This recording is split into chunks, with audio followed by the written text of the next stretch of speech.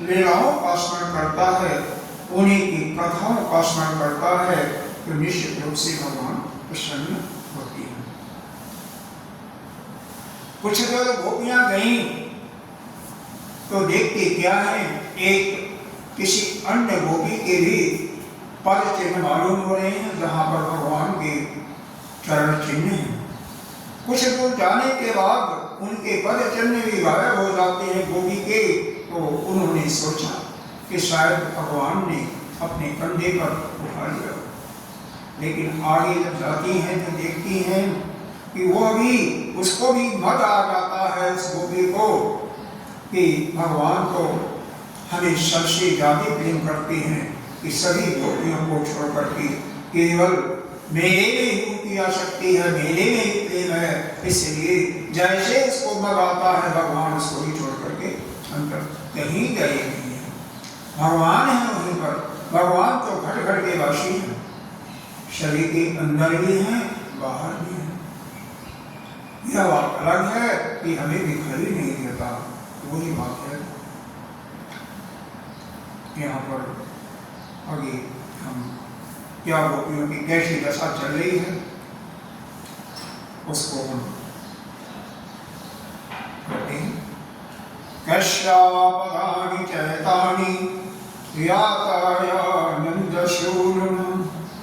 असन्तस्य प्रकोष्ठाया करीरो करीराजथा अनया आदि आराधितो नूनं भगवान् हरि ईश्वरः जन्नो विहाय गोविन्दः प्रीतो रामनर्दनः धन्य अहो कवीयालो गोविन्दो प्रभजनीरः यान ब्रह्मेशो रमादेवी ददुमूर्धन्यभूतैः तस्या अमूनिनः क्षोभं कुर्वन्तः उच्चैः पदानि जपन् एका गोपीनां रहो भुङ्क्ते अच्युताभम्। अवश्य ही गोपियां कह रही हैं कि सर्वशक्तिमान भगवान जो गोपी गई थी उसके बारे में वर्णन कर रही है कि वह उनकी अपराधिकार ही होगी, इसलिए इस पर प्रसन्न होकर के हमारे प्राण प्यारे श्याम सुंदर ने हमें छोड़ करके केवल उसी के संग। हे प्यारे सखियों, भगवान कृष्ण अपने चरण कमल से जिस रज का स्पर्श कर देते हैं वह धन्य होता है, क्योंकि भगवान के चरण कमलों से ही गंगा जी भी निकली हुई है।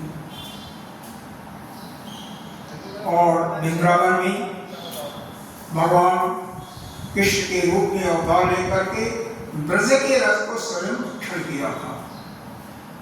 ये कथा आपको पहले बताई जा चुकी है, क्योंकि ब्रह्मा शंकर लक्ष्मी आदि अपने असुर को नष्ट करने के लिए उस रज को सिर पर धारण करते हैं। मतलब हम जीवों में क्या बात है, जिनको हम देवता मानते हैं, ब्रह्मतुल्य मानते हैं, तो उनकी बात हो रही है कि वह शिव ब्रह्मा लक्ष्मी वह भी उस रथ को अपने सिर पर धारण करते हैं। हे सखी, चाहे जो कुछ हो, यह हो सकी हमारे सर्वस्व कृष्ण को एकांत में ले जा करके अकेले ही उनके ओट के सुधा का पान, वो अमृत में सुधा का पान कर रही है। इस गोपी के जो उभरे हुए चरण चिन्ह हैं वो हमारे हृदय में बड़ा ही क्षोभ उत्पन्न कर रहे हैं। क्यों उत्पन्न कर रहे हैं? कभी भी एक सांसारिक लौकिक व्यवहार में भी आप देख सकते हैं, अगर किसी की दो पत्नी है या दो प्रेयसी हैं, तो एक के साथ अगर पति ज्यादा प्यार करता है तो दूसरी जो है उससे जलन होती है, जिसको कहते हैं शौकियादाह। शौक के रूप में निश्चित रूप से दाह होता ही है, जिसको कहते हैं ईर्ष्या। और क्या? न लक्ष्यन्ते पदन्यत्र तस्यानूनं जडाङ्कुलैः खेद्यत सुजातां यतलामुनिन्ने प्रेषिं प्रियः इन अन्य अधिकं इम अन्य अधिकम अन्नानि पदानि बहतो वदन् गोप्या पश्यत कृशस्य भाराक्रान्तस्य कामिनम् अत्रावरोपिता कान्ता पुष्पहेतो महात्मनः अत्र पशूनामचयः प्रियार्थे ते अशाकृतः प्रपदागमने ते पश्यता सकले गतिम्। वहाँ इस गोपी के पैर नहीं दिखाई देते, ऐसा गोपियां आपस में विचार कर रही हैं कि शायद हमारे प्राण प्यारे श्याम सुंदर ने देखा होगा कि उसके चरण कमलों से यह घास की जो नुकीली घासें जो नुकीली हैं उसके पैर में धस न जाए, इसलिए शायद कढ़ाई नहीं अपने कंधे पर ले लिया होगा। हे सखी, यहाँ देखो, यहाँ पर प्यारे कृष्ण के चरण के बहुत गहराई में दिखाई दे रहे हैं। इसका तात्पर्य है कि उस सखी के बोझ से उनका सिर के किसी कोई भी हो, एक सिर पर कोई वजन डाल ले, उसका पैर तो नीचे अगर दबदबी मिट्टी होगी पड़ी तो दबेगा ही दबेगा, ज्यादा दबेगा। तो वही चीजें बता रही हैं। हो न हो यहाँ उस स्वामी अपनी प्रियता अपने कंधे पर उठाया। अरे देखो देखो, यहाँ परम प्रेमी ब्रजवल्लभ ने फूल चुनने के लिए अपने देशी को नीचे उतार दिया। आगे देखती हैं तो उनके भी चरण गायब हैं। यहाँ पर परम प्रियतम कृष्ण ने देशी के लिए फूल चुने हैं। फूल तोड़ने के कारण यहाँ पर उनके पंजे धरती में गड़े हुए और एड़ी का पता नहीं है, केवल पंजा दिखाई दे रहा है, एड़ी नहीं दिखाई दे रहा, इसलिए कर रही देशप्रसादं तत्र कामिन्या कामिनां तानि चोरयता कान्तं उपदिष्टं इहधुम् रेमे तया च आत्मरतः आत्मरामो अप्यखण्डितः कामिनां दर्शयन् धन्यं विस्तीर्णं च दुरात्मनम् इति एवं दर्शयता अस्ता चे गुरुगोप्यो विचेतसः यां गोपी मनयत कृष्णो विहायान्यस्त्रियोमणि सा च मेने तदात्मानं वरिष्ठं सर्वजोषितां हित्वा गोपी कामयानां मामशो भजतेभ्यः। कह रहे हैं परम प्रेमी कृष्ण कामी पुरुष के समान यहाँ अपने प्रेषी के अपनी जो गोपी है जिसको लेकर के गए वो विचार कर रहे हैं, वास्तविकता नहीं पूछी। ये गोपियां आपस में सोच रही है, समझ रहे हैं कि शायद वहां पर उसके केश को संभाला होगा। जैसे मन में आप नाना प्रकार की कल्पनाओं में डूबे रहते हो, करते कुछ नहीं हो, मन में ही चलता रहता, वैसे ही गोपियों के मन में चल रहा है, उसी को व्यक्त किया गया और वही जो मन में आ रहा है आपस में व्यक्त किया गया। हे परीक्षित, भगवान कृष्ण तो आत्मा नाम है, वह अपने आप में ही संतुष्ट और पूर्ण है। यह विचार करो, यह जो यहाँ पर वर्णन है 7 साल के बालक नहीं कोई भी है, आजकल लौकिक में कलयुग या पहली काम की भावना नहीं हो सकती। कोई 7 साल का बालक क्या कर सकता है, खेलता रहता है। तो यह तो भगवान को इन्होंने पूर्ण ब्रह्म समझते हुए कि गोपियां ऐसी तैसी नहीं है, पिछले जन्म की पूर्ण तपस्वी है, पूरा तपस्या करके अपने शरीर को तपा दिया है, उसके फलस्वरूप ही इस जन्म में वृंदावन में भगवान के अधर का पान करने के लिए आई हुई है। वह गोपियां पिछले जन्म में उनको मुक्त हो जाना था, लेकिन कोई न कोई अवरोध रह गया जिसके कारण मुक्त नहीं हुई। ऐसी गोपियां साधारण गोपी नहीं है, महान ऋषि गोपियां क्या गाय भी पुराने जमाने की, अरे पिछले जन्मों में बहुत बड़ी तपस्या करके फिर वहां पर आई हुई, तब जाकर के भगवान की उस वात्सल्य का उस प्रेम को पा रही है। ऐसे भगवान का प्रेम कैसे किसी को मिल सकता है। फिर भी उन्होंने कामियों की दीनता, स्त्री का रस का स्त्रियों के कुटिलता दिखाने के लिए उस गोपी के साथ एकांत में पीड़ा की थी, यह खेल रचा था, ऐसा गोपी आपस में वर्णन कर रही। गोपियां आपस में मतवाली मद से मत हो चुकी हैं और अपनी शुद्ध बुद्ध को करके एक दूसरे को भगवान के चरण चिन्हों को दिखलाती हुई वन में कभी इधर कभी उधर करती। इधर भगवान दूसरी गोपियों को वन में छोड़ करके जिस भागवती गोपी को एकांत में ले गए थे, उन्होंने समझा कि मैं ही समस्त गोपियों में श्रेष्ठ है। देखिए, आपको भी कोई अगर एक जो आपसे और आपका आदरणीय हो, आप कई लोग साथ में हैं और एक से ही अगर ऐसा आपको प्रतीत हो कि आपसे ज्यादा प्रेम कर रहे हैं, तो आपको भी अहम हो सकता है, स्वाभाविक है। तो उन्होंने सोचा उस गोपी ने कि हम ही सबसे श्रेष्ठ हैं, क्योंकि वह श्याम सुंदर केवल मेरे को ही लाए हैं, बाकी को छोड़ दिए। तो उस अहम को, उसके अहम को देखते हुए भगवान ने उसके पास से अंतर्धान किए, क्योंकि वो सोची कि मेरे को ही आदर दे रहे हैं और दूसरे को आदर नहीं दे रहे। ततो गत्वा मनोदेशं तृप्ता केशवम् अब्जयेत्, न पारे अहं चरितुं नेमं तत्र ते मनः, एवमुक्त्वा प्रियामाह अस्कन्द आरुह्यतामिति, ततश्चान्तर्धे केशव सावधूत अन्न तत्ततः। भगवान कृष्ण ब्रह्मा और शंकर के ही शासक है। यह यहाँ पर मन में भ्रम मत पाइएगा कि श्री कृष्ण को यहाँ पर सर्वश्रेष्ठ माना गया है। तो यह जो कि श्रीमद् भागवत के अंदर जब इसके आराध्य भगवान कृष्ण है, इसीलिए भगवान कृष्ण को ही परब्रह्म माना गया है। इसीलिए यहाँ पर लिखा गया कि ये ब्रह्मा और शंकर के भी शासक है। जब कहीं शिव महापुराण की चर्चा होगी तो शिव जी को ही सर्वश्रेष्ठ माना जाएगा और बाकी सबको नीचा माना जाएगा। तो कोई मन में भ्रम, वास्तव में सब एक ही है, ब्रह्म एक है, अलग अलग नहीं है। निर्गुण निराकार उसका वास्तविक स्वरूप है। जब एक से बहुत होना चाहता है तो सगुण माया का साथ धारण करके सगुण निराकार में परिवर्तित हो जाता है, जिसको आप ब्रह्मा विष्णु महेश के रूप से जानते हो। वही भगवान है, वही ईश्वर है, लेकिन हमें नाना रूप में प्रतीति होती है। वही ब्रह्म जगत की उत्पत्ति का कारण है, मतलब उत्पन्न भी करता है, इसका पालन भी करता है और इसका नाश प्रलय भी करता है।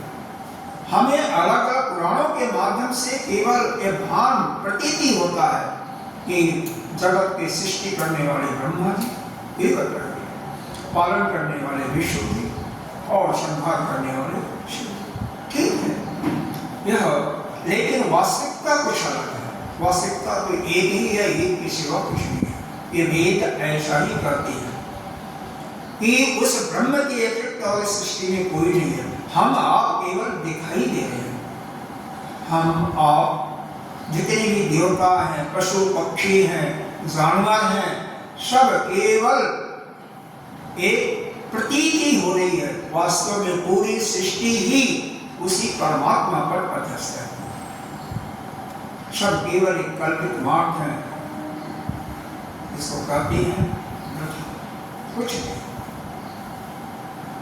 केवल हमें प्रतीति होती है। इसीलिए तो अगर ज्ञान होगा तो एक दूसरे से बैठ कैसे, एक दूसरे से डर गया, क्योंकि आपके सिवा कोई है ही नहीं। वास्तविकता नहीं है आपके, लेकिन यह आसानी से समझ में नहीं आता। क्यों नहीं आता? हमारे अंतःकरण में कई जन्मों के कर्म जमे हुए हैं, जो कि पाप भी हैं, पुण्य भी हैं। जब तक उनका नाश नहीं होता तब तक वह ज्ञान की अनुभूति नहीं होती। यही सामवेद का एक उपनिषद है, छांदोग्य उपनिषद। उसमें यह कथा आती है कि इंद्र और देवताओं के राजा इंद्र हैं और दूसरा राक्षसों के जो राजा प्रहलाद जी के पुत्र थे, यह दोनों वहां पर गए थे ब्रह्मा जी के पास ब्रह्म विद्या प्राप्त करने के लिए। वह देव को चला आता है 32 साल तपस्या करने के बाद, क्योंकि ब्रह्मा जी ने कहा पहले 32 साल सेवा करो फिर हम आपको ज्ञान देंगे। 32 साल सेवा करने के बाद जो उन्होंने ज्ञान किया दिया कि जो दाहिनी आंख में कुछ दिखाई दे रहा वही तुम हो, तो वह तो चला आया। वह तो नाम था उसका विरोचन, जत्तों का राजा प्रहलाद का पुत्र था। उसने अपने सभासदों को बुला करके कह दिया कि यह हमारा शरीर ही हमारी आत्मा है, और हम लोग भी ज़्यादा लोग 99.9% यही जानते हैं कि हम शरीर ही हैं। वास्तव में यह हम शरीर नहीं है, वास्तविकता यह है। तो यही जिसको ज्ञान हो जाता है वह इस संसार से। यह तो 5 महाभूत हैं, आकाश, वायु, तेज, जल और पृथ्वी, इनसे बना हुआ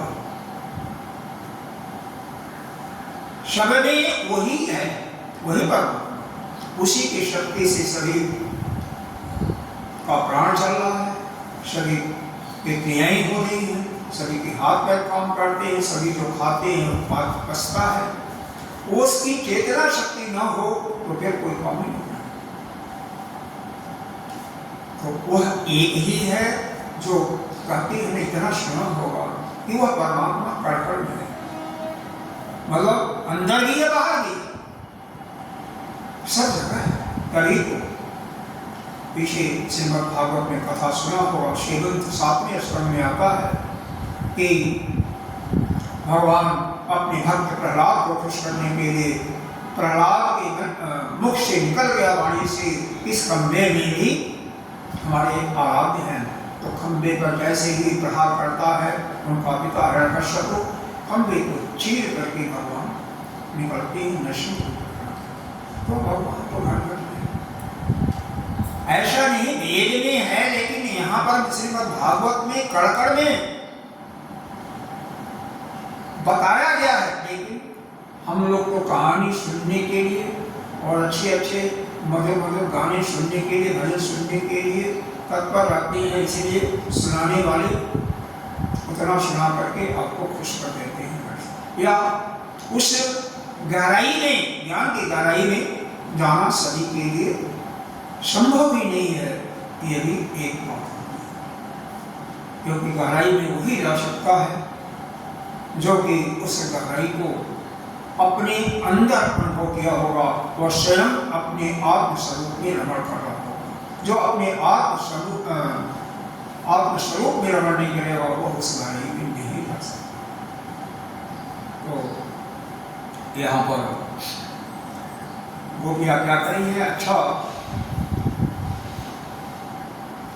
जब इस प्रकार से गोपियाँ भगवान के वियोग में थक जाती हैं और उन्हीं के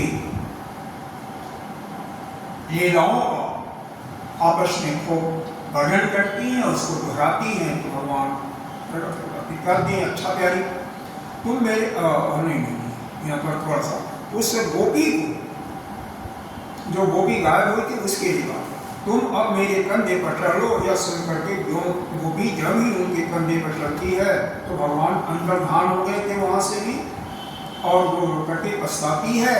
यह सभी गोपियों को हाल मिलता है, और फिर सभी गोपियाँ ये विलाप फिर करना अभी जारी ही है। और आगे जो है अगले अध्याय में एक गीत आएगा जिसमें मेरे पास 17-18 श्लोकों में है 22, जिसको कहते हैं गोपी गीत। गोपी गीत बहुत ही प्रसिद्ध है। खैर उसके पहले 2-4 श्लोक में यह है कि हम कल लेंगे, और यहाँ पर गोपियों की विरह की बातें और 2-4 श्लोक देख लेते हैं। भागुज गासास्ते कृपणाय मेषके दर्श समिधम अन्यवीक्षत्व भगवतो मार्ग गोप्यो विधूरतः दर्शोति अविशेष विश्लेष मोहितां दुर्गतां सखं। हे परीक्षित, कौन कहा? शुकदेव जी। कथा सुनाने वाले कौन है? शुकदेव। कथा 4 स्थानों पर हो रही है। एक जगह मैत्रेय विदुर जी को सुना रहे हैं, तो कहीं कहीं आएगा मैत्रेय वाच, विदुर वाच। एक जगह सूत जी सुना रहे हैं 88,000 शौनकादीशियों को, तो वहां पर कभी सूत वाच आएगा, कभी शौनक वाच आएगा। चौथी जगह खुद नारद जी सुना रहे हैं दैपायन ऋषि को, व्यास जी को, सरस्वती नदी के किनारे। तो इस प्रकार से कभी वहां पर नारद बात भी आता है। 4 जैसे पोखरा है, तालाब है, 4 सीढ़ियां हैं, 4 घाट बने हुए हैं, उसी प्रकार से 4 जगह कथाएं चल रही हैं और पूरा सारा इसने वर्णन किया। तो वह सब कह रहे हैं, हे परीक्षित, गोपियां भगवान के चरण चिन्हों के सहारे उनके जाने का रास्ता ढूंढती वहां जा पहुंची। थोड़ी दूर पर उन्होंने देखा कि उनकी सखी अपने प्रियतम के वियोग से, तो वो जो एक सखी गई थी, वो दुखी होकर के अचेत पड़ी है, उसको जगाती हैं और उसको अपने साथ लेकर के पहले तो उससे सारा वृतांत पूछती है। और गोपियों की आश्चर्य की सीमा नहीं रहती है जब सुनती हैं कि जब उसको भी घमंड आ गया तो भगवान अंतर्धान हो गए। इसके बाद में जहाँ तक चंद्रदेव की चांदी खिसक रही थी, वहाँ तक जहाँ तक दिखाई दे रहा था, वहाँ तक ढूंढती हुई जाती हैं।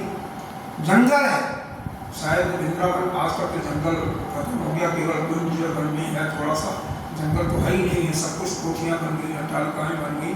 पहले तो जंगल, पहले तो मानने के लिए सब जंगल ही रहा होगा। 50 यहाँ नहीं, उधर जहाँ पर हम लोग रहते हैं वही वगैरह भी सब जंगल ही था। ये तो 30-35 साल के बाद में बना है, अभी थोड़ी देर पहले बहुत कुछ था। गोपियों का मन श्री कृष्ण में हो गया था। उनकी वाणी से, उनके शरीर से कृष्ण के लिए और केवल कृष्ण की चेष्टाएं हो रही थी। किसी कोई भी हो, अगर उसके वाणी से भी उसे अपने आराध्य का चिंतन हो, मन भी उन्हीं का चिंतन करे, शरीर से भी उन्हीं की सेवा करे, तो भगवान को प्रसन्न होना ही होना है। और गोपियों को यहाँ पर लिखा हो, उनके रोम रोम कृष्ण में हो रहा था, क्योंकि वह केवल उनके गुण और लीलाओं का गान कर रहे थे। उनको अपने शरीर का कोई शुद्ध नहीं था। पुनः बलिनमागत कालिंदा कृष्णधामना समवेता जगो कृष्ण तदा गमनकांक्षिता। गोपियों का रोम रोम इसी बात की प्रतीक्षा और आकांक्षा कर रहा था कि जल्दी से जल्दी कृष्ण आए। श्री कृष्ण की भावना में डूबी हुई गोपियां जमुना जी की पावन प्रेम पर रमण रेती में लौट आई और एक साथ मिल करके सभी भगवान के गुणों का गान करने लगे। क्या गान कर रही हैं? 1-2 श्लोक पढ़ते हैं। गोपीवाच यह बहुत ही प्रसिद्ध है गोपी गीत के नाम से। समाध्याय है। जयति ते अधिकं जन्मना व्रजः शयत इंद्रा शश्वतत्र हि दैत्य देश्यतां देक्षुतावका त्वयि धृता स्वसमान् विचिन्वति शरद उदाश्रये साधुजात सरसिजोदर्शीनुषादृशा सुरतनाथ ते शुल्कदाशिका वर्धनिम्नको नेह किं वदः। गोपियाँ क्या कर रही हैं? देखो, जब भी कोई किसी के वियोग में होता है तो उसके हृदय में अग्नि की ज्वाला होती है, पीड़ा से जलने लगती है। वियोग का दुख ही ऐसे होता है। तो वह क्या कर रही हैं? तुम्हारे जन्म के कारण इसको भगवान के लिए वैकुंठ आदि लोगों से भी ब्रज की महिमा बढ़ गई है और निश्चित रूप से आज भी ब्रज की महिमा विशेष है। विशेष करके गोवर्धन नाथ की परिक्रमा, भगवान का दर्शन, जो कि बहुत ही सुंदर है। कभी तो सुंदर और मधुरता की देवी लक्ष्मी जी कह रहे हैं अपना निवास स्थान बैकुंठ को छोड़ करके वहीं पर रमण कर रही है, कहाँ पर नहीं, और भगवान कृष्ण की सेवा कर रही है, क्योंकि पत्नी तो उन्हीं की थी। चाहे विष्णु मानो, चाहे कृष्ण मानो, राम मानो, सब एक ही। तुम देखो, तुम्हारी गोपियां जिन्होंने तुम्हारे चरणों में अपने प्राण को समर्पित कर रखे हैं, वह वन में भटक गई है। मतलब गोपियां जो कह रही हैं वो अपने लिए कर रही हैं कि हम लोग तो तुम्हारे चरणों की सेवा कर रहे हैं, घर को छोड़ करके अपने पति को, भाई को, गायों को छोड़ करके तुम्हारे लिए आई और जंगल में धक्का खा रही है और तुम गायब हो गए। हे प्रेम पूर्ण हृदय के स्वामी, तुम्हारे बिना मोड़ की राशि है, तुम शरतकालीन जलाशयहीन सुंदर से सुंदर सरसित की कड़िका के सुंदर को चुराने वाले नेत्रों से आप हमें घायल कर चुके। भगवान के प्रेम में देखो, एक बार भगवान के सूरत में, भगवान के स्वरूप में जिसका मन लग गया, वो कभी भी संसार के किसी वस्तु को देखने नहीं चाहिए। एक शेर का, यही बॉम्बे की ही घटना है। एक संत थे तुकाराम जी, कोई एक संत, उस शेर को भगवान के दर्शन करने के लिए वह जा रहे थे। भगवान ने सबसे, वृंदावन में सबसे सुंदर भगवान का मंदिर कौन सा है? हाँ, बांके बिहारी। बांके बिहारी के दर्शन में वह शेष जा रहा है। धूप का समय था, गर्मी की धूप। यहाँ तो धूप भी उतना नहीं लगती है, लेकिन वृंदावन वाले में गर्मी में, मई जून के महीने में कड़ाके की गर्मी पड़ती है, सर्दी में भी कड़ाके की सर्दी पड़ती है। छाता उसके पास था, तो छाता अपने पत्नी के सिर पर करके पीछे चल रहा था, पीठ था भगवान के तरफ और उसका चेहरा था पत्नी के तरफ, यानी पत्नी को देखते हुए जा रहा था। गिर पड़ता तो उसका हड्डी पसलिए हो जाता, वहीं पर भगवान और संत की दृष्टि पड़ जाती है। उसको कहते हैं ठीक है, तू दर्शन करने के बाद मेरे से मिलना, मैं यहाँ पर कहूँगा। संत वो सिर डरते हुए जाता तो है उनके पास। जब जाता है तो कहते हैं ठीक है, चलो, हाथ पकड़ लिया उसका और भगवान के मंदिर में कहते हैं तुम्हें मैं दर्शन, तूने तो दर्शन कर लिया ना, अब तेरे को मैं दर्शन करूं। क्या देखा तूने? क्यों उल्टा चल रहा था? उल्टे पर उसने कहा कि पत्नी का चेहरा बिना देखे मैं गंगा नहीं आ सकता, इसलिए मैं बारंबार पत्नी को ही देखता रहता हूं, उसी के सहारे नहीं करता। जब मंदिर में भगवान के जाते हैं तो हंसते हैं, बांके बिहारी के मंदिर में एक बहुत चाटा मारते हैं उसके गाल पर। देख, इस परमात्मा से, यह जो गोविंद हैं, इनसे क्या सुंदर तेरी पत्नी या संसार में कोई चीज सुंदर है क्या? जब उनका चाटा लगता है, देखो संतों का, वह संत जो अपने स्वरूप में सिद्ध होते हैं, उनका कहते हैं कि मार भी, गाली भी, या कई बार अभिशाप, जो श्राप देते हैं वह भी उनके लिए महत्वपूर्ण हो जाता, उनके कल्याण की बात होती है। उसका वहीं पर ज्ञान चक्षु खुल जाती है और वह भगवान को देखते हुए वहां से जाने का उसका मन ही नहीं करता है। उसके ही क्या तेरी पत्नी या संसार में और कुछ देखा है जो इनसे सुंदर है? उनके चरणों पे गिर जाता है, पता नहीं।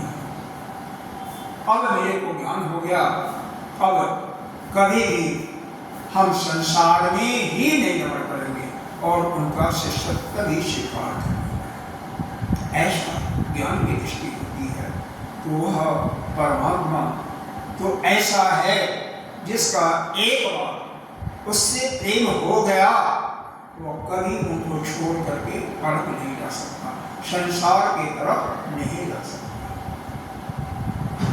कल हम लोग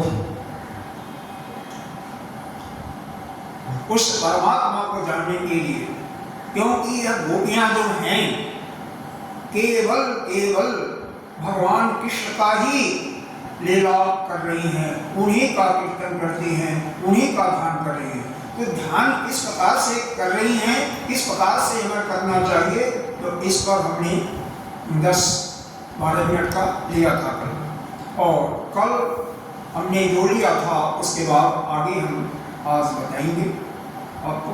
एक श्लोक के बाद यह जो हमने कहा इसका हिंदी पूरा कर लो। हे हमारे प्रेम पूर्ण हृदय के स्वामी, यह गोपियां मणिगण आपस में ही भगवान कृष्ण के लिए करें। हम तुम्हारे बिना मोल की दासी हैं। तुम शरतकालीन इस जलाशय में सुंदर से सुंदर कड़िका के सुंदर को चुराने वाले नेत्रों से हमें घायल कर चुके। हे हमारे मनोरथ पूर्ण करने वाले परमेश्वर, क्या नेत्रों से मारना वध नहीं है, केवल अस्त्रों से यज्ञ करना वध है? ये भी इसका विचार कीजिए।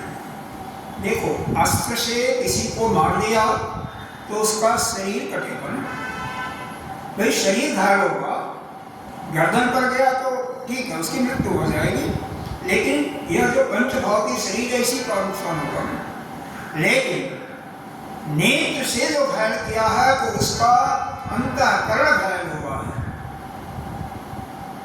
अगर कोई कहते हैं बाण से घायल करना, बाण किसी को मारा उतना घायल नहीं हो तो शरीर को घायल करेगा, लेकिन वाणी से कोई किसी को बुरा बोल जाता है तो वह उसका अंतःकरण घायल हो जाता है। इसलिए वाणी से हमें किसी से बहुत ही नम्रता के साथ ही, क्योंकि वाणी से ही हम किसी को गाली देंगे, किसी के प्रति देशपूर्वक बोलेंगे,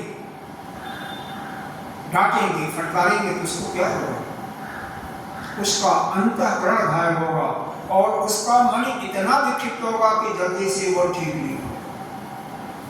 बाण का घायल शस्त्र कैसे घायल होता है, वह तो डॉक्टरों की दवा करने में आसानी से ठीक हो जाता है, लेकिन वास्तव में जब इस वाणी से कोई घायल करता है या नेत्र से ही, जैसे आप लोग अपनी जवानी को याद कीजिए, शायद किसी ने किसी से प्रेम किया हो, किसी से लड़की से या लड़के से किया हो, उस समय देखा होगा कि काफी दिनों तक उसी का चिंतन करना, उसी से बात करना, ऐसा चलता रहा।